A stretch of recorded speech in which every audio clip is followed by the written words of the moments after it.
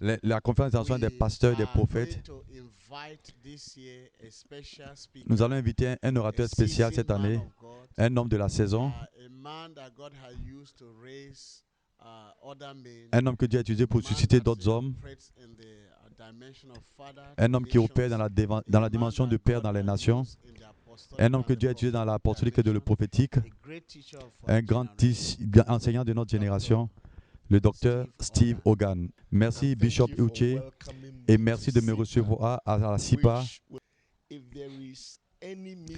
S'il y a une réunion que l'Église et la nation a besoin en ce moment de crise, c'est une réunion du genre dont la SIPA représente.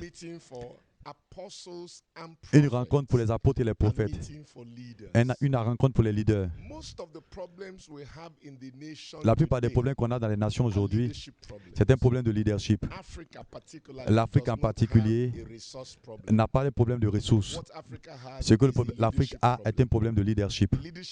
Un problème de leadership dans l'Église, un problème de leadership dans la nation.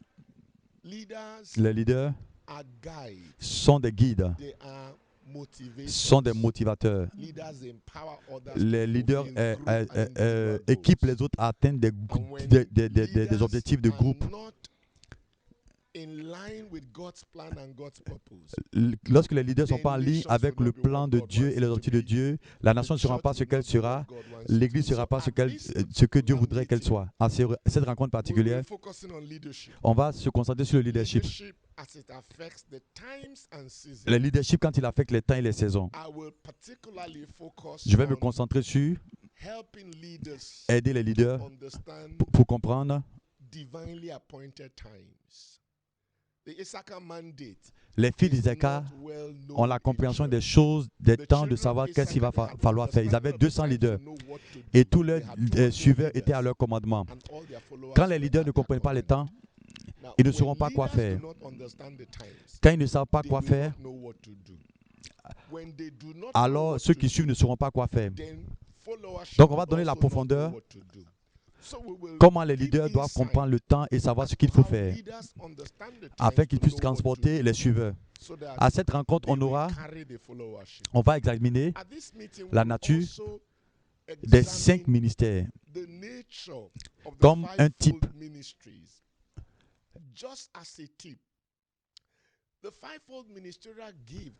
Les 5 dons ministériels ne fonctionnent pas de la manière dont elles devraient fonctionner. Les dons sont un système. Dans un système dans lequel on a les apôtres, les prophètes, les évangélistes, les pasteurs, les prophètes qui fonctionnent comme une équipe. Aujourd'hui, nous fonctionnons de manière individuelle. C'est comme le système du corps. On a le système squelettique qui est comme l'apostolique. On a le système nerveux qui est comme le prophétique, la grâce prophétique. On a le système reproductif qui est comme le système, la grâce évangélique. On a le système digestif qui est comme la grâce de l'enseignement pour développer. On a le système séculaire qui est comme la grâce pastorale. Aucun de ces systèmes ne fonctionne indépendamment dans le corps. Ils doivent fonctionner ensemble. Le squelette ne peut pas fonctionner sans le système nerveux. Le système nerveux ne peut pas fonctionner sans le système digestif. Pourquoi l'Église devait être différente de cette manière-là? Le corps de Christ est une réplique du corps humain, ou le corps humain est une réplique du corps de Christ. On va étudier cette unité de ce point de vue.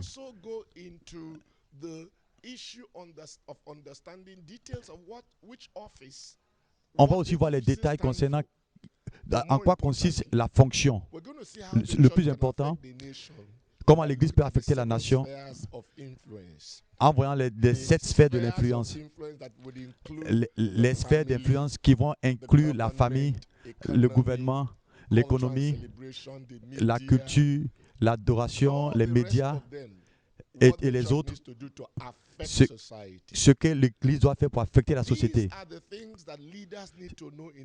Ce sont les choses que les leaders doivent savoir en cette saison.